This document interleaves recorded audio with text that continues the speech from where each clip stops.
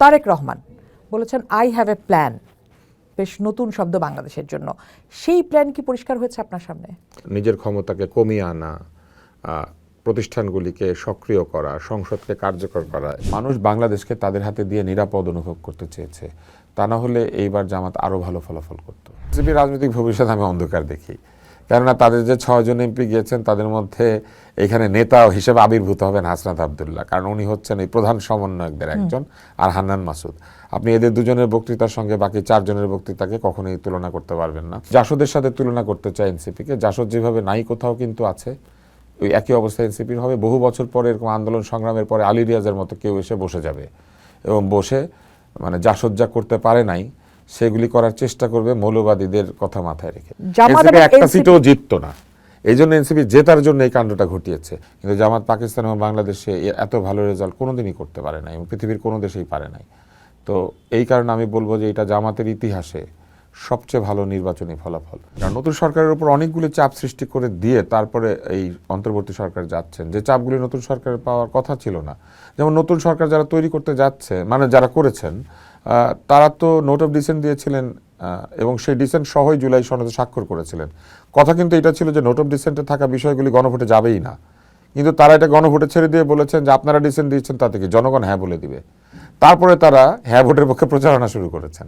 এই সংসদে বিএনপি চাইলে ভোট দিয়ে বলতে পারে যে অতীতের সব কিছুই আমরা মনে করছি বৈধতা হয় নাই, অতএব আমরা আমাদের মতো করে এটাকে বৈধ করব। কিছু জিনিসকে অবৈধ করে দিবে, কিছু জিনিসকে বৈধ করবে, তাদের মতো করে তারা রাষ্ট্র পরিচালনা করতে পারবে, সরকার পরিচালনা করতে পারবে।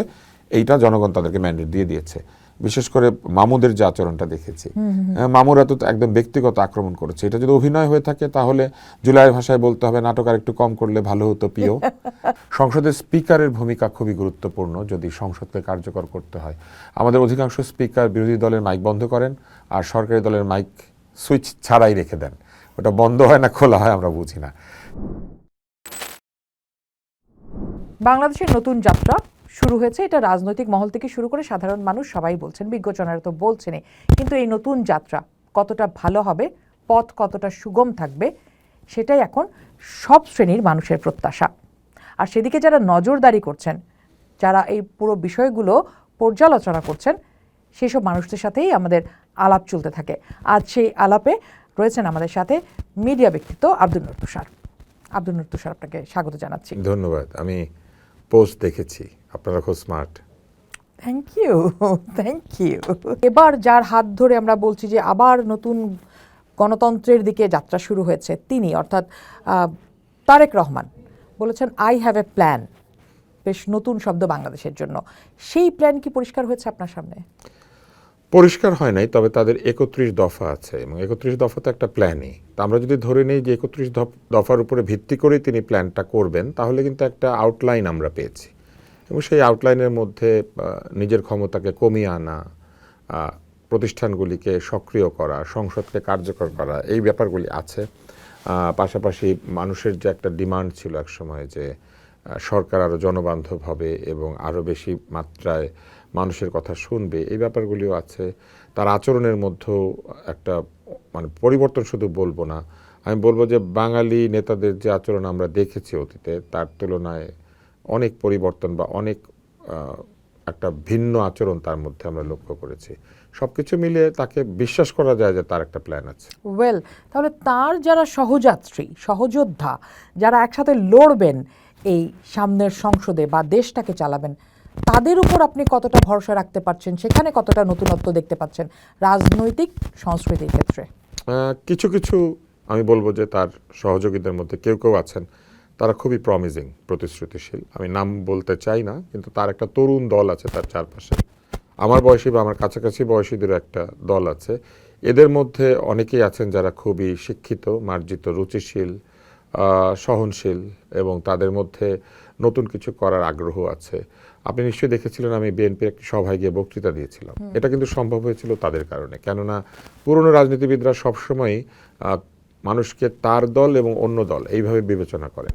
কিন্তু আমি লক্ষ্য করলাম যে তারেক রহমান নিজে এবং অন্যরা তার সঙ্গে যারা, তারা আমাকে বিবেচনা করেছে একটি কণ্ঠস্বর হিসেবে, এবং সেটি একজন মানুষের কণ্ঠস্বর যে পড়াশোনা করে, জানে এবং যে তার নিজের ইচ্ছাতে বা নিজের প্রেরণাতেই সে বাংলাদেশকে বদলানোর জন্য কিছু কাজ করেছে। এটা কোনো স্ট্র্যাটেজি না তো, মানে ভিন্ন স্ট্র্যাটেজি, রাজনীতিবিদের কৌশল। তুষার একটা মানে ডিফারেন্ট ক্যারেক্টার, সব সময় ক্ষমতাকে প্রশ্ন করে, সো আমি যদি আমার দলের এই নেতাকে কথা বলাই তাহলে আমি কিছু পয়েন্ট পাবো, এরকম না তো? সেটা তো রাজনীতিতে হতেই পারে না। এবং আমি গিয়েছিলাম শুধু এইটুকুই বলতে যে আমাদের প্রয়োজন গণতন্ত্র। কেননা সেই সময় প্রবলভাবে একটি কথা চলছিল যে বছরের পর বছর যে অন্তর্বর্তী সরকার থাকলে অসুবিধা কি, তারা নোবেল পুরস্কার পেয়েছেন, তারা সবাই ডক্টরেট, অনেকেই তাদের অনেক অনেক শিক্ষাগত যোগ্যতা, কিন্তু আমার যে চিন্তা সেই চিন্তার সঙ্গে এটি পুরোপুরি খাপ খায় না। এই কারণে যে আমি মনে করি যে পুরস্কার কিংবা খ্যাতি কিংবা অনেক শিক্ষা গণতন্ত্রের বিকল্প না, বরং গণতান্ত্রিকভাবে যদি সে শিক্ষিত মানুষটি আসেন তিনি কাজ করতে পারবেন, এই কারণে যে জনগণ তার সঙ্গে আছে। জনগণকে বাদ দিয়ে কোনো শাসক যদি আসে আমি তাকে মানতে রাজি না। সেই কারণে আমি কিন্তু সেখানে গিয়েছিলাম এবং আপনি লক্ষ্য করবেন আমি বলেছিলাম যে নির্বাচন আমি এই কথাটাও বলেছিলাম যে আমি আমার স্বপ্নের মধ্যে বা আমার চিন্তার মধ্যে আছে যে তরুণরাও প্রধানমন্ত্রী হবে, কিন্তু সেই তরুণদের 86 বছর পর্যন্ত অপেক্ষা করতে হবে না, কারণ তারা ইলেক্টেড হবে। আজকে ডক্টর মোহাম্মদ ইউনূস যদি ইলেক্টেড হতেন তাহলে উনি হয়তো আরও 30 বছর আগেই ইলেক্টেড হয়ে আসতে পারতেন, কিন্তু উনি ইলেকশনের ঝুঁকি নেন নাই, উনি রাজনৈতিক দল করার ঝুঁকি নেন নাই। উনি এসেছেন একটি পরিস্থিতিতে লোকে তাকে ডাক দিয়ে বসিয়ে দিয়েছে। না, উনি তো রাজনৈতিক দল করার চেষ্টাও করেছেন, তখন তো সুযোগ পান নাই। উনি করেন নাই না, সুযোগ পান নাই না, উনি করেন নাই, কারণ উনি সেটাকে তখন বেনিফিশিয়াল মনে করেন নাই। উনি এইভাবেই আসতে চেয়েছেন। এইভাবে এসে আপনি কি মনে করেন যে বাংলাদেশ সামনের দিকে কতখানি আগালো আর নাকি উল্টো দিকে হাঁটলো এই 1.5 বছর বা এই 18 মাস? কিভাবে বিচার বাংলাদেশ সামনের দিকে এগোয়নি, আবার এগিয়েছে। নির্বাচনটি হচ্ছে বাংলাদেশের একমাত্র সম্মুখবর্তী পদক্ষেপ, বাকি পদক্ষেপ কোনোটাই বলা যাবে না যে সামনে এগিয়েছে, কারণ বাংলাদেশের অর্থনীতি পড়ে গিয়েছে, বাংলাদেশের সামাজিক নিরাপত্তা এবং যে ব্যক্তিগত নিরাপত্তা অথবা বলেন যে জানমালের নিরাপত্তা, সেটি সাম্প্রতিক সময় বা এই মুহূর্তে যারা তরুণ তাদের জৈবনিক সময়ে এত নিম্ন নিরাপত্তার অবস্থা আমরা কখনো দেখি নাই। রাস্তায় রাস্তায় মব হতে দেখি নাই আমরা, এরকম দেখি নাই যে কথা বলার অপরাধে বা সাংবাদিকতার অপরাধে মানুষের নামে হত্যার মামলা হচ্ছে, এটা আমরা দেখি নাই। অথবা এটাও আমরা দেখি নাই যে কাউকে বন্দি করা হয়েছে মামলা হওয়ার আগে। তো এই বিষয়গুলি তো অন্যায়, এগুলি কিন্তু মানবাধিকারের হস্তক্ষেপ। একজন উপদেষ্টা তো বলেছেন সাংবাদিকদের বিরুদ্ধে কোনো মামলা হয় না এই সরকারের আমলে, ডক্টর রিজওয়ানা। এই বক্তব্য আমি মনে করি যে তার ডিফেন্ড করা উচিত, এবং এটি তিনি ডিফেন্ড করতে পারবেন না। এই কারণে যে হয় উনি সাংবাদিকদেরকে চেনেন না, অথবা যাদেরকে তারা বন্দি করেছেন ভুয়া মামলা দিয়েছেন বলে তারা ভাবছেন যে তারা ক্রিমিনালদেরকে গ্রেপ্তার করেছেন। প্রকৃত মামলায় যদি কেউ আটক হয় তার জামিন হওয়ার কথা। জামিনবিহীনভাবে দিনের পর দিন মানুষ কেন আটক থাকবে, অথবা এমন মামলা কেন করা হবে যেটাতে জামিন না দিয়ে থাকা যায়? তো এই বিষয়গুলি তো উত্তর দিতে হবে তাদেরকে, আজকে না হোক কালকে। আর রিজওয়ানা হাসান যেটি বলেছেন আমি দুঃখ পেয়েছি, কেননা তার কাছ থেকে এটা প্রত্যাশা করি না আমি এই কারণে যে তিনি একজন শিক্ষিত এবং রুচিশীল মার্জিত নারী, কিন্তু তার কাছ থেকে আবার এটা প্রত্যাশাও করি এই কারণে যে এই সরকারের বহু মানুষ এইভাবেই বক্তব্য দিয়েছেন যা তাদের মনের মধ্যে লুকিয়ে থাকা স্বৈরতান্ত্রিকতার প্রদর্শনী।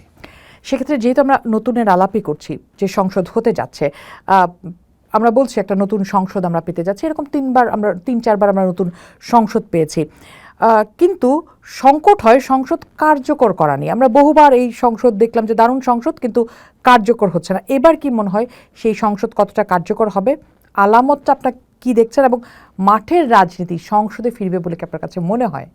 সংসদ কার্যকর করতে গেলে সরকারি দল এবং বিরোধী দলের মধ্যে একটি সহনশীল বন্ধুত্বপূর্ণ সম্পর্ক থাকা লাগে প্রথমে।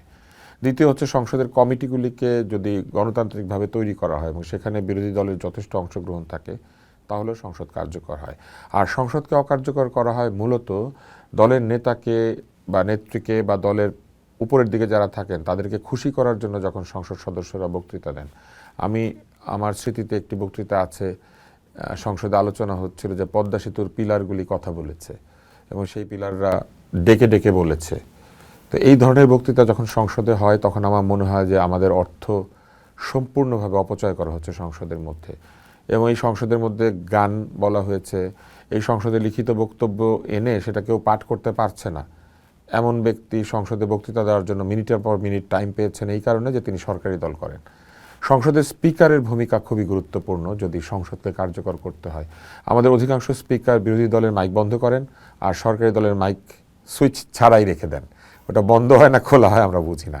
স্পিকারকে খুবই দায়িত্বশীল হতে হবে। জনাব তুষার, আর আরেকটা জায়গা, যখন একটি দলের 200-র উপরে মানুষ থাকে তখন এটা চিন্তা করা উচিত না যে প্রত্যেক অধিবেশনে প্রত্যেকেই কথা বলবেন।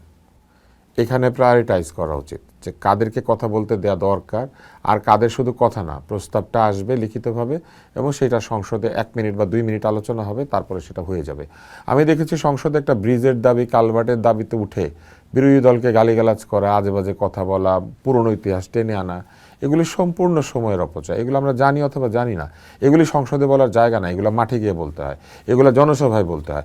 জনসভার বক্তৃতা সংসদ বলা হয় না, এটা প্রাণবন্ত সংসদ না, এটা হচ্ছে অপচয়। এটা হচ্ছে সংসদকে ব্যবহার করে সরকারি পয়সা, সরকারের এয়ার টাইম ব্যবহার করে আমাদের সময় নষ্ট করা এবং সংসদের কাজ হতে না দেওয়া। আপনি কি কারণে বিভিন্ন সালের কথা টেনে এনে কি বোঝাতে চান? জনগণ তো এগুলো জানে বলেই ভোট দিয়েছে অথবা দেয় নাই। এগুলো জনগণকে মনে করিয়ে দেওয়ার দরকার নাই। জনগণকে আপনি দেখাবেন ভোট পাওয়ার পরে আপনি কি করছেন, অমুক সালে অমুক এটা করেছিল, তমুক সালে আমাদের এই করা হয়েছিল, এইসব মনে করিয়ে দেওয়ার জন্য সংসদ না, এগুলো জনসভায় বলবে তারা। তারেক রহমান তো বলছে যে এবার সেই সমস্ত ঘৃণার চাষ আর হবে না। তারেক রহমানের বক্তৃতা তো আপনি দেখেছেন, উনি কিন্তু বক্তৃতায় পুরোনো দিন টেনে এনে বিষোদ্গার খুব একটা করেন নাই। সবাই তো তারেক রহমান না, সবাই না, এই জন্যই তিনি আমার ধারণা যে এই সংস্কৃতিটা তার দলের মধ্যে চালু করবেন, এটা আমার একটা প্রত্যাশা। ওকে, যে আপনার প্রশ্নটা, সেক্ষেত্রে আপনার কাছে কি মনে হয় যে বিরোধী দলের ভূমিকায় জামাত কেমন হবে? তাদের কাছে আমি আসলে ওইভাবে বিরোধী দলের ভূমিকা এখনো জানি না, কারণ তাদেরকে আমরা কখনোই দেখি নাই এর আগে বিরোধী দলের ভূমিকায়। আমরা দেখেছি হয় তারা কোন একটি দলের সঙ্গে গিয়ে বিরোধী দল হয়েছেন, তারা নিজেরাই প্রধান বিরোধী দল, এটা তো কখনো তারা হন নাই। আর কোনো সময় তারা তো সরকারের ভেতরে ঢুকেছিলেন সরকারের অংশ হয়ে। তাই আমার ধারণা যে এটা তাদের জন্য একটা নতুন যাত্রা। তবে তাদের রাজনীতির যে চেহারা, সেখান থেকে আমার মনে হয় যে তারা অনেক ক্ষেত্রে বিরোধিতার সময় তারা যৌক্তিক বিরোধিতায় না গিয়ে তারা তো তাদের মূল বিশ্বাসের কাছে যাবেন, এবং সেই মূল বিশ্বাসে যদি গিয়ে তারা বিরোধিতা করেন তখন অনেক ক্ষেত্রেই সেটা আধুনিক সময়ের সঙ্গে বা এই সময়ের চাহিদার সঙ্গে সম্পর্কিত নাও হয়ে যেতে পারে। তাদেরকে সতর্ক থাকতে হবে এইটা ভেবে যে তাদের প্রতি বহু তরুণ ভোট দিয়েছেন, তাদের কাছ থেকে তারা মানুষের অধিকার ভঙ্গ করা বা অধিকার ক্ষুণ্ণ করা বা অধিকারকে সীমায়িত করার যে চেষ্টা, সেটা আশা করেন না, বরং সবাই আশা করেন যে তারা মানুষের অধিকার বা জনগণের অধিকারের পক্ষে কথা বলবেন। সেক্ষেত্রে আমরা বলছি যে বিএনপি আসলে প্রায় 212টার মতো সিট পেয়েছে, 3 ভাগের 2 ভাগ সিট আসলে সে পেয়েছে। বলছি বিএনপির ভোট বেড়েছে, জামাতেরও তো ভোট বেড়েছে, কিন্তু আমি যদি দেখি যে আসন যতখানি না পেয়েছে জামাত, তার চেয়ে ভোট বেশি পেয়েছে বিএনপি। আসন যত বেশি পেয়েছে ভোট কম পেয়েছে। এই যে ভোট বেশি পাওয়ার যোগ্যতায় যারা উঠে গেল, সামনের দিনে জামাতকে আপনি কোন জায়গায় দেখতে পাচ্ছেন? আজকে থেকে 5 বছর আসলে আমরা বিবেচনাটা করছি, কিন্তু এই বিবেচনাটা অন্যভাবে করতে হবে। পরিবর্তিত পরিস্থিতিতে সারা দেশে আওয়ামী লীগের এবং আওয়ামী লীগের সঙ্গে যারা ছিল এরকম দলের যারা লোক, যাদেরকে হয়তো আগে থেকেই এলাকাতে বা কোথাও তাদের একটা চিহ্নিত করে রাখা ছিল হয়তো, বা আমরা জানি না, প্রচুর মামলা হয়েছে এবং এই মামলাগুলির কারণে এলাকাতে অনেকে থাকতে পারেন নাই, মামলার কারণে হয়রানি হয়েছে, এক ধরনের চাঁদাবাজি হয়েছে, যেটা তারেক রহমান নিজেও স্বীকার করেছেন। জামাত তো টেম্পো স্ট্যান্ড, চাঁদাবাজি এইসব কথা বলেছে। এনসিপি তো খুবই বিকৃত স্লোগান দিয়েছে তারেক রহমানের নামে। এই সব কিছুর একটা অংশ কিন্তু ঠিক, যে তিনি ছিলেন বিদেশে, তার মা ছিলেন অসুস্থ, সেইভাবে দলের উপরে কর্তৃত্ব বজায় রাখার জন্য যে প্রতিদিন নির্দেশ আদেশ দেয়া, সেটা দূর থেকে যেমন কঠিন হয়, বা কেউ শারীরিকভাবে ওইভাবে ফিট না থাকলে তার জন্য কঠিন হয়ে যায়। ফলে দলের কিছু সদস্য তারা কিন্তু সীমা লঙ্ঘন করেছেন। এই সব কিছু মিলে বিএনপি ভোট হারিয়েছে। বহু জায়গাতেই লোকাল লোকজন কে তাকে নিরাপত্তা দেবে এই কথা চিন্তা করে ভোট দিয়েছে। যেমন ধরেন, যার দোকানটা বন্ধ করে দেওয়া হয়েছে যে তুমি আওয়ামী লীগ, তাকে যদি জামাত গিয়ে বলে যে তোমার দোকান আমার সঙ্গে করতে পারবে কারণ আমরা ইনসাফ করব, তাহলে সে তো তার দোকানটা চালাতে চায়। সে আসলে আওয়ামী লীগ করতো ভোটের সময় বা প্রয়োজনে, কারণ তখনও দোকান চালাতে চাঁদা একটু কম দিতে আওয়ামী লীগ করলে সুবিধা হয়েছে। আপনি যখন 16-17 বছর একটা রাজত্ব চালাবেন, তখন তো মানুষ ধীরে ধীরে ধীরে ধীরে অন্তত চেষ্টা করে যে ঠিক আছে, আমি যেহেতু স্রোতের প্রতিকূলে যুদ্ধ করার মতো শক্তিশালী না, তো একটু নৌকায় উঠে ভেসে থাকি। তো নৌকায় উঠে বহু লোক ভেসেছিল, এই লোকগুলিও তো আক্রান্ত হয়েছে। এবার সেই নৌকার কতজন ভোট দিলেন মনে হয়? অনেকেই দিয়েছেন, এবং সেই ভোটগুলি অধিকাংশ বিএনপির কাছে গিয়েছে আমার ধারণা। মানে কিন্তু বলা তো হচ্ছে যে ওই যে কিছু লোকাল ওই যেটা জামাতের ভোট বাড়ছে দেখছেন, এটা লোকাল ভোট, এটা গিয়েছে জামাতের কাছে কারণ লোকাল নিরাপত্তার কারণে। আরেকটা গিয়েছে হচ্ছে তারা প্রচুর দরিদ্র জনগণকে অ্যাড্রেস করেছেন গত এই কয়েক বছরে। তারা তাদের সুবিধা অসুবিধার খোঁজ নিয়েছেন কারণ তাদের নারী কর্মীরা প্রত্যেকের বাড়িতে প্রবেশ করতে পারেন। আমাদের রাজনৈতিক দলগুলি কিন্তু নারীদেরকে এইভাবে সরাসরি অ্যাপ্রোচ করেন না কখনো। কিন্তু সেই নারীদের ভোট কতটা পেয়েছেন মনে করেন? নারীদের ভোট আমার ধারণা একটা বড় অংশ পেয়েছেন, এটা তো আমরা আলাদা করে এখনো দেখার সুযোগ পাই নাই, কিন্তু আমার ধারণা গ্রাম এলাকায় তারা নারীদের অনেক ভোট পেয়েছেন বলে আরেকটা ভোট বেড়েছে। আর আরও একটা বিষয় হচ্ছে তরুণদের একটা বিরাট অংশ তাদেরকে ভোট দিয়েছেন এনসিপি গিয়েছে বলে। আপনি দেখবেন যে এনসিপির প্রার্থীরা 30 জন মিলে যতগুলি ভোট পেয়েছেন, আবার এর বাইরেও তো অন্য এলাকায় এনসিপির ভোট আছে, ওইটাকে যদি রেশিও হিসেবে ধরেন তাহলে এনসিপি যে একটা 3%-এর মতো ভোট তারা পেয়েছে বলছে, তাহলে এখন এই 3% ভোট পেয়েছে তারা 30টা আসনে, তাহলে বাকি প্রতি 30টা যদি 3% করে থাকে তাহলে কিন্তু অ্যাড হয়েছে কিভাবে 300 আসন, তাহলে এনসিপি কতগুলি ভোট যোগ করেছে এটা আমরা হিসাব করছি না। আচ্ছা, এই 30টা আসনে 3% ভোট এসেছে, ধরুন এখানে অর্ধেক ভোট জামাতের, তাহলে 1.5% ভোট এসেছে, তো 1.5 into 10 কত? এনসিপি প্রায় 15%-এর মতো ভোট নিয়েছে বলে আমার ধারণা। 16%-এর কাছাকাছি আমি আজকে একটা হিসাব। হ্যাঁ, তো এই যে 15-16% জরিপ ওইটা বলছিল যে এনসিপিরা 15-16%-এর মতো ভোট নিবে, তো সেটা তারা নিয়ে গিয়েছে। তো নিয়ে গেলে আপনি জামাতের এই ভোটের মধ্যে তো 16% ভোট আছে এনসিপির। আচ্ছা, এখন যেহেতু তারা জামাত এনসিপি এবং একটা NCP সিটও জিততো না, এই জন্য এনসিপি জেতার জন্য এই কাণ্ডটা ঘটিয়েছে। আমি এই জায়গাটাতে আসতে চাচ্ছি। হ্যাঁ, কিন্তু এনসিপি জিততে গিয়ে তাদের ভোটারদেরকে জামাতে ভোট দেওয়া শিখিয়ে দিয়েছে। জামাত এইটাকে আগামী 5 বছর কাজে লাগাবে এবং এনসিপিকে হাসানুল হক ইনুর মতো বানিয়ে দিবে। আমি এই জায়গাটা মানে আপনি আগে বুঝে ফেলেন, আমার ধারণা আপনি মাইন্ড রিড করতে পারেন। এনিওয়ে, তাহলে কি এনসিপির রাজনৈতিক ভবিষ্যৎ কি?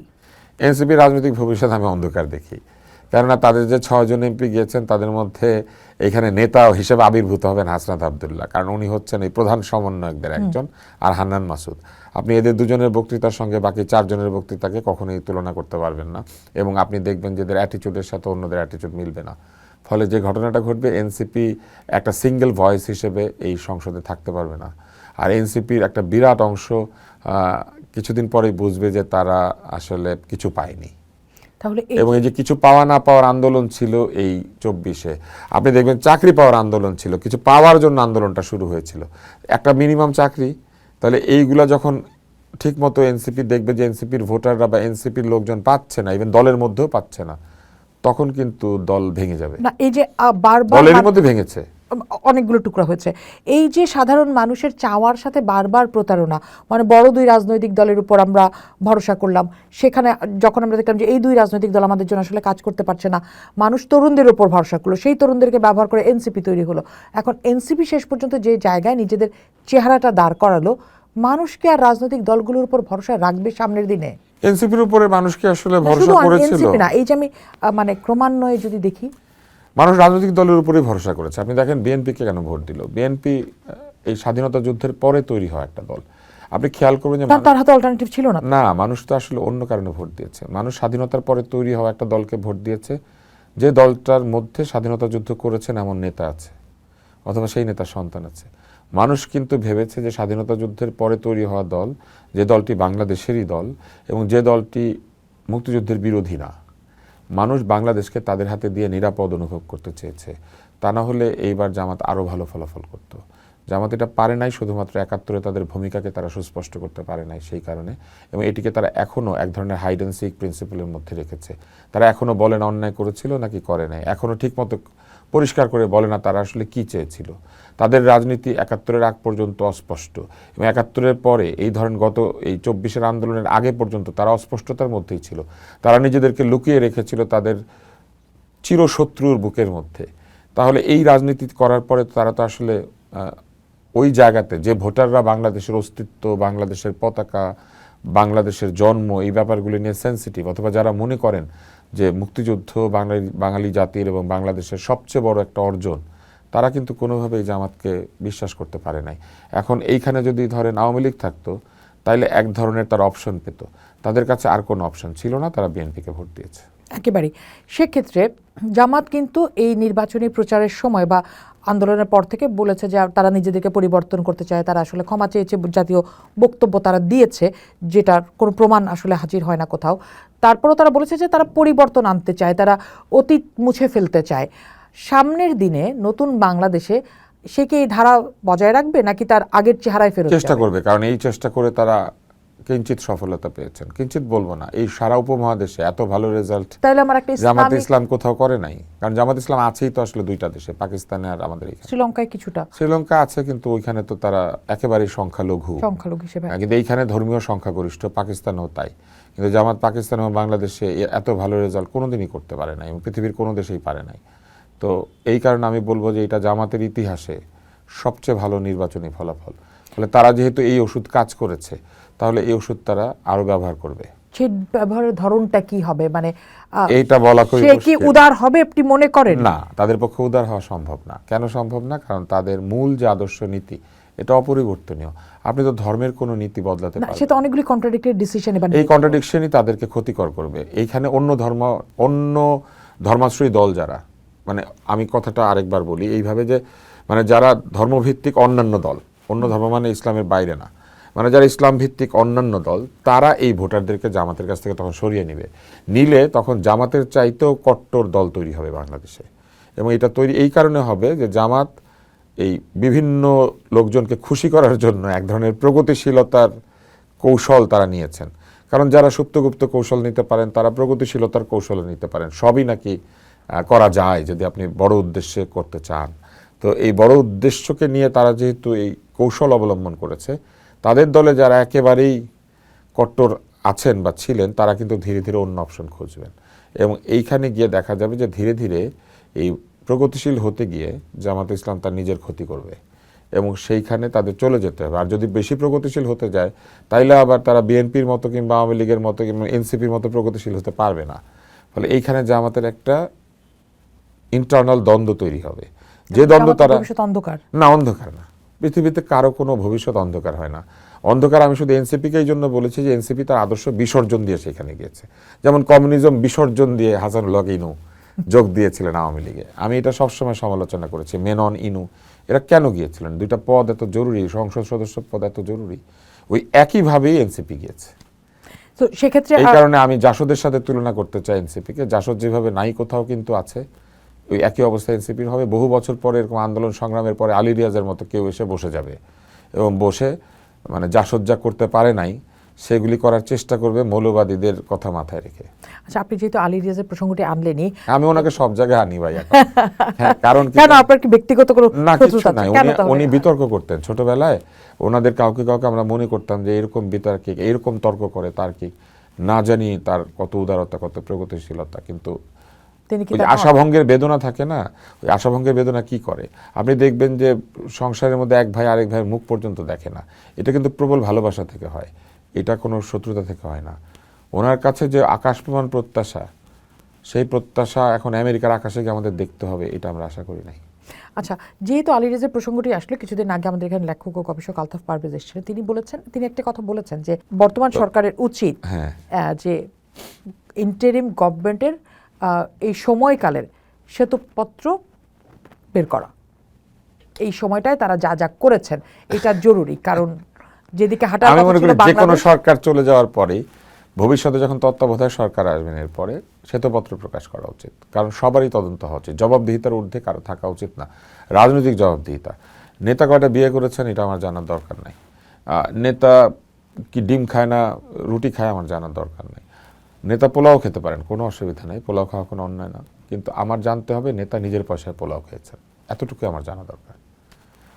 তো সেক্ষেত্রে এই ইন্টারিম গভর্নমেন্টের শ্বেতপত্র যদি সামনে আসা উচিত বলে আপনি মনে করেন কিনা? হ্যাঁ, আমি অবশ্যই মনে করি। কারো কারো কাজ তো খুবই প্রশ্নবিদ্ধ। কেউ কেউ ফেসবুকে তাদের জবাবদিহিতা দিচ্ছেন, ফেসবুক জবাবদিহিতার জায়গা না। আমি মনে করি যে একটা কমিশনের মতো হওয়া উচিত এবং এই যে অন্তর্বর্তী সরকার কি করেছেন এবং করে যান না এটা আমাদের জানা দরকার। যেমন একদম নাকের ডগায় এসে তারা চুক্তি স্বাক্ষর করেছেন। কেন তারা এই চুক্তি স্বাক্ষর করবেন?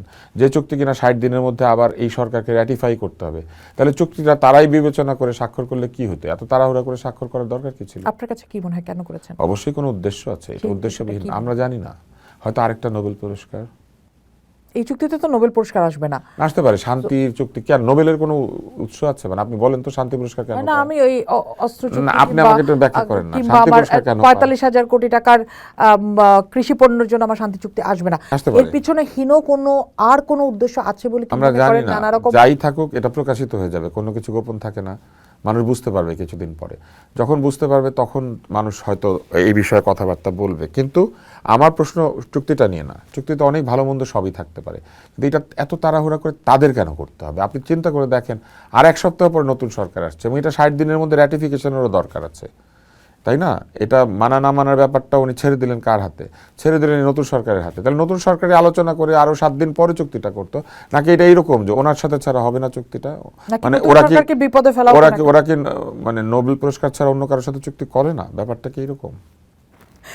নতুন সরকারকে বিপদে ফেলাও কোনো একটা, মানে অনেকেই বলছে হতে পারে, কিন্তু এটা হতে পারে কারণ নতুন সরকারের উপর অনেকগুলো চাপ সৃষ্টি করে দিয়ে তারপরে এই অন্তর্বর্তী সরকার যাচ্ছেন, যে চাপগুলি নতুন সরকারের পাওয়ার কথা ছিল না।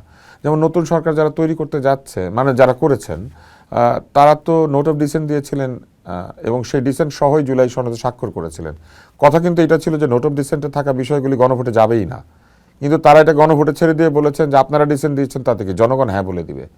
তারপরে তারা হ্যাঁ ভোটের পক্ষে প্রচারণা শুরু করেছেন একেবারেই। এবং তারপরে দলগুলিকে বাধ্য করেছেন প্রচারণাতে হ্যাঁ বলার জন্য, না হলে ওরা জুলাই সনদের বিপক্ষে চলে যাবেন। কিন্তু এনসিপি এটাতে স্বাক্ষরই করে নাই, এটাতে স্বাক্ষরে এনসিপিকে তারা বাধ্য করলেন না। এনসিপি যদি এখনো এই জুলাই সনদ মানি না বলে, তারা কিন্তু বলতে পারবে না, যারা স্বাক্ষর করেছে তারা এখন করেছে। তো সেক্ষেত্রে মানে শেষ সময় এসে করলো, নিশ্চয়ই কোনো চাপের মুখে এসে করেছে। আপনার কাছে কি মনে হয় বিএনপি ক্ষমতায় গেলে এই জুলাই সনদ কার্যকর করবে, বাস্তবায়ন করবে? এটা আমাদের বুঝতে হবে, দেখতে হবে। তবে তারা তো তাদের নির্বাচনী ম্যানিফেস্টোতে পরিষ্কার বলেছে, না, যেহেতু যেসব note of জায়গাতে dissent তাদের আছে। নোট অফ ডিসেন্ট আছে সেগুলি তারা ম্যানিফেস্টোতে ওই ডিসেন্ট সহই বলেছে, তারা ওই ক্লজগুলিতে। তো তারা বলেই দিয়েছে যে তারা প্রায়োরিটাইজ করবে তাদের দফাকে এবং তাদের যে জনগণ বা ভোটারদের কাছে যে প্রতিশ্রুতি। এই নির্বাচন যদি ঠিক হয়ে থাকে, তাহলে এই নির্বাচনে বিএনপিকে তার ম্যান্ডেট দিয়েছে জনগণ ৩১ দফার ভিত্তিতে, জুলাই সনদের ভিত্তিতে না। আচ্ছা, এবার তাহলে বিএনপি লয়াল থাকবে জনগণকে দেয়া তার প্রতিশ্রুতির উপরে, সেটাই তো স্বাভাবিক। আমি আপনাকে প্রতিশ্রুতি দিলাম যে এই অনুষ্ঠানের পরে আমি আপনাকে একটা ঝকঝকে চকলেটের বাক্স দিব, কিন্তু ধরেন এই অফিসের পলিসির মধ্যে আছে যে কেউ কাউকে চকলেটের বাক্স দিতে পারবে না।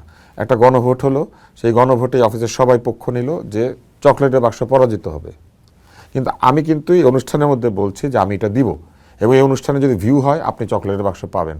দেখা গেল সর্বোচ্চ ভিউ এই অনুষ্ঠানেই, তাহলে আমি কিন্তু চকলেটের বাক্সের পক্ষে ম্যান্ডেট পেয়েছি। তাহলে আমি যদি চকলেটের বাক্সের পক্ষে ম্যান্ডেট আনি, আমি তো ওই চকলেটের বাক্স দেওয়াই আমার জনগণ জানে যে আমি এটা দিব। তাহলে জনগণ তো জানে ৩১ দফা আছে, জনগণ তাদের ম্যানিফেস্টো পেয়েছে এবং সেই ম্যানিফেস্টোর পক্ষেই ২১২টা আসন। তাহলে বিএনপিকে কেন জুলাই সনদ অক্ষরে অক্ষরে মানতে হবে? তার মানার কোনো আইনি দায়বদ্ধতা নাই। বরং জুলাই সনদের বৈধতার জন্য বিএনপির উপরে এই সনদের জায়গাটা জনগণ তৈরি করে দিয়েছে। জনগণ বিএনপিকে অধিকার দিয়ে দিয়েছে যে তুমি চাইলে এই জুলাই সনদ ড্রয়ারের মধ্যে রেখে তোমার মতো করে পুরো জুলাই সনদে যা যা তুমি মনে করো সেটা করতে পারো, যেটা দরকার নাই করার দরকার নাই। তাহলে আমার এই 18 মাস লাখ কোটি কোটি টাকা, শত কোটি টাকা, ১০০ কোটি খরচ হয়েছে আমি জানি না, তবে এই জুলাই সনদ অপ্রয়োজনীয় ছিল। জুলাই আন্দোলন হয়েছিল যে সংস্কারের জন্য, সেই সংস্কারের প্রধানতম সংস্কার ছিল একটি গ্রহণযোগ্য গণতান্ত্রিক নির্বাচন এবং একটি গণতান্ত্রিক সরকার, সেটা অর্জিত হয়েছে। আর ওই গণতান্ত্রিক সরকার এবং গণতান্ত্রিক সংসদ জুলাইয়ের চেতনাকে ধারণ করে যতটুকু সম্ভব সেইভাবে রাষ্ট্র পরিচালনা করবে, এটাই হচ্ছে ম্যান্ডেট। আপনি যদি আগে থেকে আইন তৈরি করে একটা সংসদের উপর দিয়ে দেন, এটা সম্পূর্ণ অবৈধ এই কারণে যে এই গণভোটটি পর্যন্ত কোনো সংসদ আহ্বান করে নাই এবং আমাদের সংবিধানে কোথাও গণভোট নাই। এই গণভোট সম্পূর্ণভাবে ওই সংস্কারের মতো একটা ব্যাপার। যে গণভোটের প্রচারণার মধ্যে বলা আছে যে আপনি গণভোট দিলে বাংলাদেশে গণভোটের বিধান চালু হবে।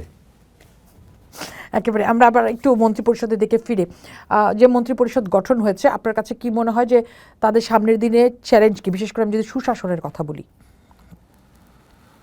সুশাসনের চ্যালেঞ্জ বাংলাদেশে সবসময় ছিল, কেননা বাংলাদেশে যেহেতু একটি সুগঠিত রাষ্ট্র হয় নাই কখনো বাংলাদেশ, সেই কারণে সুশাসন আমরা ইনশিওর করতে পারি নাই।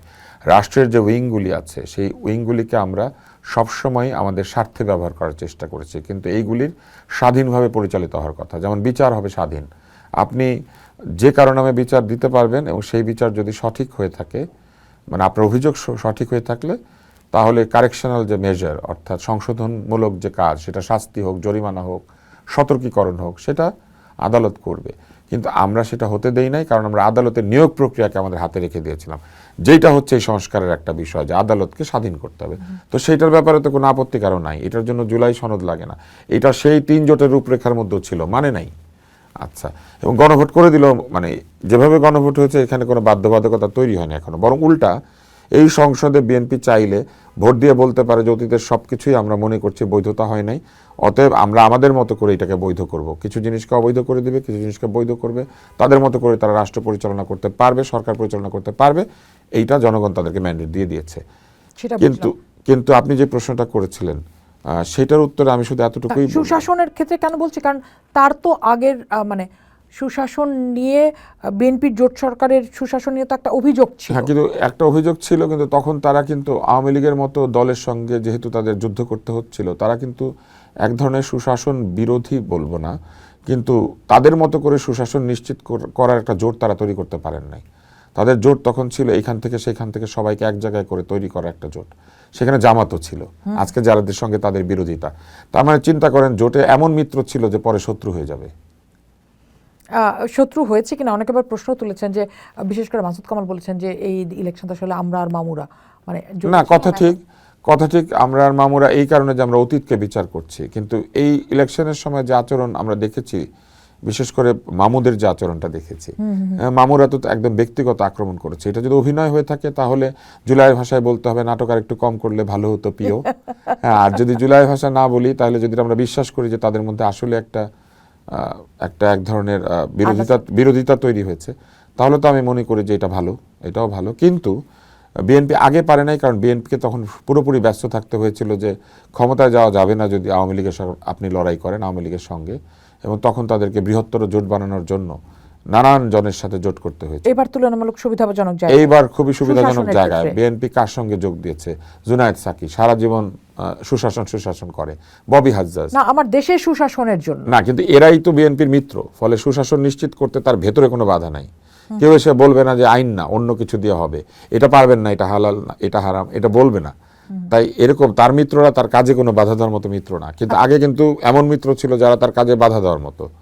তাহলে এবার যদি দুর্নীতি প্রসঙ্গে আসি, সেইটা কতটা চ্যালেঞ্জ হবে বিএনপির জন্য? দুর্নীতি পুরো বাংলাদেশের চ্যালেঞ্জ। দুর্নীতি বিএনপি বলে কথা না, যেই সরকারে আসবে তারই কিন্তু দুর্নীতি একটা চ্যালেঞ্জ, কারণ তার 3টা দুর্নীতি ফেস করতে হয়। একটা হচ্ছে তার দলের মধ্যে দুর্নীতি, আরেকটা হচ্ছে রাষ্ট্র এবং সরকারের যারা পদস্থ কর্মকর্তা বা যারা এগুলিতে আছেন তাদের দুর্নীতি, আর তৃতীয় দুর্নীতি হচ্ছে বিদেশ থেকে আরোপিত দুর্নীতি, অর্থাৎ যারা আমাদের এই বিভিন্ন সময় রাজনীতিবিদদেরকে বাধ্যতামূলকভাবে আধিপত্যবাদ বিস্তার করেন, এরা এদের স্বার্থে দুর্নীতি করায়। চুক্তি সাইনের সময় বলে দেয় এইভাবে করবা, এটা দুর্নীতি না? কিংবা ধরেন আমি এটা চাই, অতএব আপনি এটা ব্যবস্থা করেন, এটা কি দুর্নীতি নয়? এটা আমাদের রাজনীতিবিদদেরকে বাধ্য করা হয়, এটাও তো একটা দুর্নীতি। আপনি যখন অন্য কোনো স্বার্থ উদ্দেশ্য মানে চরিতার্থ করার জন্য কোনো কাজ করবেন, সেটা তো একটা আমি দুর্নীতি। করে নিয়ে আসি, সেটা হচ্ছে যে এই যে আমরা বিভিন্ন বাইনারির দিকে যেতে দেখলাম পুরো সময়টাতে, আপনার কি মনে হয় যে সামনের দিনেও আসলে এই মুক্তিযোদ্ধার জুলাই, মুক্তিযোদ্ধার দোসর, আওয়ামী লীগের দোসর, রাজাকার, এই সমস্ত বাইনারির মধ্যে আমরা থাকবো, নাকি এখানেও একটা পরিবর্তন? এই বাইনারিটা আমার মনে হয় যে বিএনপিরই দরকার হবে এটাকে দূর করা বা একটি শক্ত অবস্থান নেওয়া, কেননা আপনি বক্তব্যগুলি খুব গভীরভাবে নজর দিবেন। আমরা মুক্তিযুদ্ধ বিরুদ্ধে যাই করেছি আমরা ভুল করেছি, এটা বলেন তারা কেউ কেউ। তারপরে তারা বলেন যে আমরা আদর্শিক বিরোধিতা করেছি, কিন্তু আমরা আসলে কোনো অন্যায় টন্যায় করি নাই। কিন্তু তারা বলেন এই সংবিধান, মুক্তিযুদ্ধের সংবিধান ভারত থেকে লিখে দেওয়া, বলে এটা ছুঁড়ে ফেলে দেন।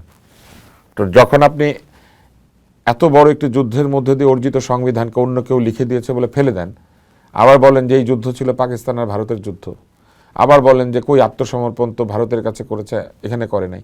ভারতের কাছে পাকিস্তান আত্মসমর্পণ করেছে, এটা পাকিস্তানের প্রবলেম। কেন করেছে এটাও তারাও কিন্তু ব্যাখ্যা করে না। করেছিল কারণ বাংলাদেশ জেনেভা কনভেনশনে সাইন করে নাই, নিয়াজি বাঁচতে চায়। আমরা তখন চাইলে যেহেতু জেনেভা কনভেনশন আমরা সাইন করি নাই, বাংলাদেশ রাষ্ট্র হিসেবে একেবারে মানে তখন তো দুধ রাষ্ট্র, ভুটান আর ভারত আমাদেরকে, তারপরে আরো কয়েকটা দেশ স্বীকৃতি দিয়েছে, তারপর আর কয়েকটা দেশ। আমরা জেনেভা কনভেনশন কেন, পৃথিবীর কোনো আইন আমাদের উপরে প্রযোজ্য না। আমরা যদি এদেরকে ঝুলিয়ে দিতাম তখন রাস্তায়, যেটা আমরা এই আন্দোলনে দেখেছি, একজন আরেকজনকে ঝোলাচ্ছে, গুলি করছে, পুড়িয়ে দিচ্ছে, ওই ঘটনা তখনও ঘটতো। ওইটার থেকে বাঁচার জন্য পাকিস্তানিরা গিয়ে আশ্রয় নিয়েছিল জেনেভা কনভেনশনের তলে, কারণ ভারত জেনেভা কনভেনশন সাইন করেছে। পাকিস্তানের অত্যাচারীরা বাঁচার জন্য গিয়ে ওইখানে ভারতের পা ধরেছিল। ভারতের পা কেন পাকিস্তান ধরেছিল এই প্রশ্ন করেন না। এই যে এখন যেভাবে আপনি বলছেন তুষার, এটা কেন আসলে আমরা এতদিন ধরে ভোকাল হলো না? এটার প্রবলেম আওয়ামী লীগ, এটার প্রবলেম আওয়ামী লীগ। আওয়ামী লীগ তার মুক্তিযুদ্ধের পুরো ইতিহাসকে শুধুমাত্র তার ওই টুঙ্গিপাড়ে আবদ্ধ করে ব্যক্তির কৃতিত্ব হিসেবে জাহির করার চেষ্টা করেছে। মুক্তিযুদ্ধ ছিল জনযুদ্ধ। মুক্তিযুদ্ধ আওয়ামী লীগেরা শুধু করে নাই, মুক্তিযুদ্ধ সবাই করেছে, কিন্তু আওয়ামী লীগ পরে যুদ্ধে জেতার পরে একই অবস্থা করেছে। আচ্ছা, আপনি তো বলছেন ব্যক্তিগত আক্রমণ করা যাবে না, শুরুতেই বলেছিলেন যে আর সব প্রশ্নের উত্তর আপনি দিবেন।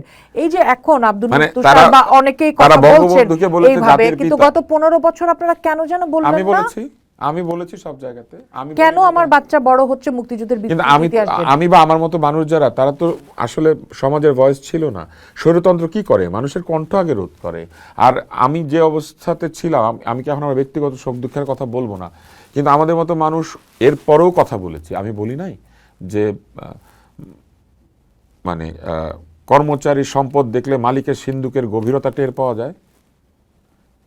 সেটা ভাইরাল হয়ে গিয়েছিল, তখন দুনিয়ার সমস্ত লোক শেয়ার করেছে। উপদেষ্টা আসিফ নজরুল শেয়ার করেছেন এবং এটা নিয়ে আমাকে ডয়েশ বেল ইন্টারভিউ করেছে। তারা জানার চেষ্টা করেছে মালিককে। আমি বলেছি মালিক হচ্ছে জনগণ। ইচ্ছা করে বলেছি, কারণ আমি গুমঘর থেকে 2 কিলোমিটারের মধ্যে থাকি। আমি তো ফ্রান্সে বসে ফতোয়া দিই নাই, আমি বাংলাদেশে বসে কথা বলেছি। এবং বাংলাদেশে বসে কথা বলার কারণে বহু ধরনের অদৃশ্য কারাগারের মধ্যে আমাদেরকে বসবাস করতে হয়েছে। এবং সেই কারাগার থেকে এই জুলাই পরবর্তী অন্তর্বর্তী সরকার কি আমাদেরকে আসলেই মুক্তি দিতে পেরেছে? হয়তো পেরেছে, হয়তো পারে নাই, কিন্তু অনেককেই পারে নাই। এবং এই অনেককে না পারাটাই হচ্ছে সিলেক্টিভ হওয়া। সেই জায়গাতে প্রতিবাদ করি। নতুন সরকারের সময় কি আসলে এভাবে বলতে পারবেন? সামনে আমি আশা করি পারবো, আমি আশা করি পারবো। যদি না পারি তাহলে মানুষ আবার বুঝবে যে যা কথা দেয়া হয় সেই কথা কেউ রাখে না। কিন্তু তারেক রহমানের কাছে আমার আসলে অনেক প্রত্যাশা এখন, কারণ তিনি কিন্তু আসলে শুধু বিএনপির নেতা হিসেবে আসেন নাই। কেউ যদি বলে মানুষ বিএনপিকে ভোট দিয়েছে, শুধু বিএনপিকে ভোট দেয় নাই। মানুষ ভোট দিয়েছে বাংলাদেশকে, প্রগতিশীলতাকে, সামনের দিকে এগিয়ে যাওয়াকে। লন্ডনে বসবাস করে একজন ব্যক্তি যিনি সেই পশ্চিমের সেই জীবনযাত্রা দেখে এসেছেন, মানুষের অধিকারকে প্রতিনিয়ত এই মানে পাতাল রেল থেকে শুরু করে বাসে কিংবা এনএইচএসের যে চিকিৎসা, সেটার জন্য অপেক্ষার তালিকায় থেকে মেয়েকে সেখানে পড়াশোনা করিয়ে যিনি এটা পরিষ্কার দেখতে পেয়েছেন, আমরা আশা করেছি যে তিনি বুঝবেন। এবং তিনি যদি না বুঝেন তাহলে মানুষ তখন বুঝবে যে উনি বুঝেন নাই। এই কাজটা তো তাকেই করতে হবে।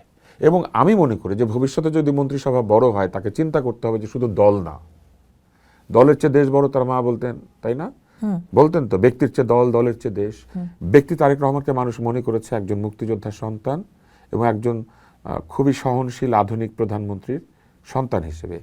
আর বিএনপিকে মনে করেছে এই মুহূর্তে বাংলাদেশের এবং মুক্তিযুদ্ধের যে প্রোটেক্টর হতে পারে এরকম একটা বড় দল, যার কাছে অন্তত কিছুটা হইলেও আমরা বাংলাদেশকে রাখতে পারি। আর দেশটা যদি তার কাছে বড় হয়, তাহলে দল না বেছে, ব্যক্তি না বেছে তার বাছা উচিত কে দেশের কাজে লাগবে, কারা দেশের কাজে লাগবে। এবং ওই জায়গাতে যদি তিনি মন্ত্রিসভাকে নিয়ে যেতে পারেন যে 70% তার নিজের একদম দলীয় লোক যারা মেধাবী, আর 30% যেখানে সত্যি আসলে ওই জানা লোককে লাগে, যেমন ধরেন আইসিটি, সেখানে আসলে একটা জানা লোক হলে খুব ভালো। স্বাস্থ্য, সেখানে একটা জানা লোক হলে খুব ভালো। তারপরে বিজ্ঞান ও প্রযুক্তি, সেখানে একজন জানা মানুষ হলে ভালো, যে বুঝে এটা। তারপর ধরেন নারী ও শিশু, আইন, এইসব জায়গাতে একজন জানা ভালো মানুষ হলে খুব ভালো হয় মন্ত্রণালয়। এলজিআরডিতে কেউ ভালো মানুষ খোঁজে না। পুল বানাবে, কালভার্ট বানাবে, সেতু বানাবে, গ্রামে গ্রামে বরাদ্দ দিবে, এখানে দলের লোকই দরকার, কারণ তাহলে চাঁদাবাজ কন্ট্রোল করতে পারবে, তাই না? কিংবা আপনি যদি বলেন সড়ক যোগাযোগ, এইখানে আসলে অত জানা লোক দরকার নেই, ইঞ্জিনিয়াররা চাকরি করে। বিদ্যুৎ মন্ত্রণালয়, ওখানে প্রচুর প্রকৌশলী আছে, সবাই আছে, চাইলে কনসালটেন্ট নেওয়া যায়। কিন্তু কিছু কিছু জায়গা আছে যেখানে তাকে, মুক্তিযুদ্ধ মন্ত্রণালয়, এটা বুঝতে হবে। তারপরে ধরেন ক্রীড়া মন্ত্রণালয়, বোঝে একটা লোক, এরকম দরকার। ফলে যেগুলি টেকনিক্যাল মন্ত্রণালয়, আমি মনে করি সেখানে তিনি জানা মানুষ নেবেন, তিনি দলের হোক অথবা দলের বাইরের হোক। আমি প্রশ্ন শেষ করতে চাই, বাকিটা তিনি তার ইচ্ছা মতো করবেন। অনেক ধন্যবাদ, ভালো পরামর্শ। শেষ করতে চাই যে জায়গাটি দিয়ে, সেটি হচ্ছে অনেক ভালো আছে, কিন্তু ভালোর মানে আলোর নিচে যেমন অন্ধকার থাকে, আমাদের এখানে ধর্মীয় উগ্রবাদ একটা অন্ধকার হয়ে থেকেই যাচ্ছে। কি মনে হয় সামনের দিনে এই জায়গা কতটা মোকাবেলা করতে পারে একটি ডানপন্থী, মধ্য ডান থেকে মধ্যপন্থার দিকে আসা দলটা?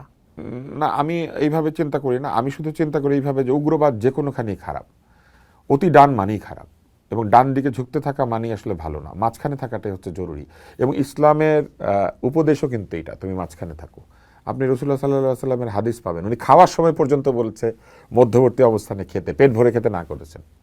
তাহলে যারা ধর্ম পালন করে তাদের উচিত ওই জায়গাতে যাওয়া যেই শান্তি এবং সমৃদ্ধি এবং আত্মসমর্পণের বাণী নিয়ে ইসলাম এসেছিল।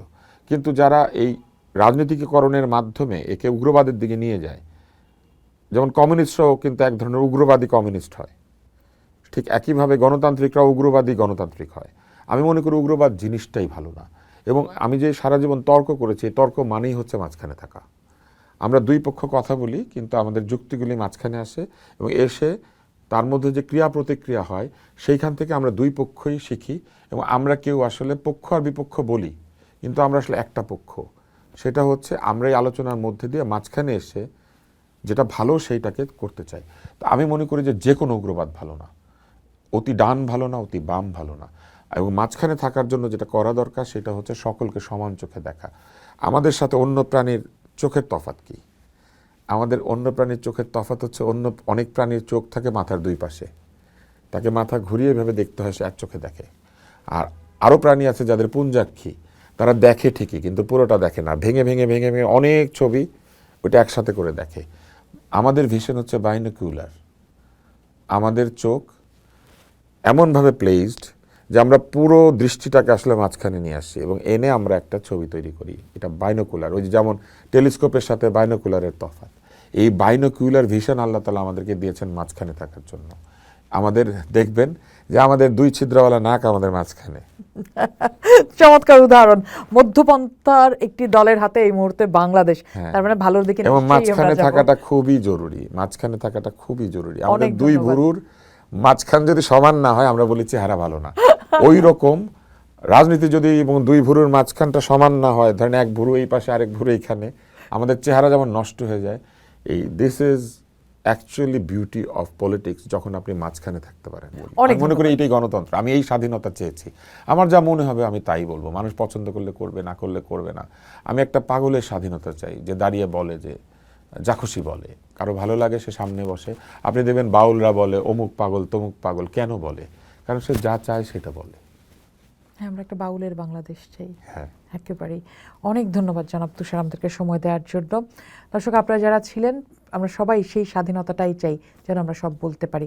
আমাদের যেন আরেকটা গুম ঘর, আয়না ঘরের চিন্তা মাথায় রেখে কথা বলা বন্ধ করতে না হয়। পোস্ট দেখুন, ভাবুন, করুন, পোস্টের সাথেই থাকুন।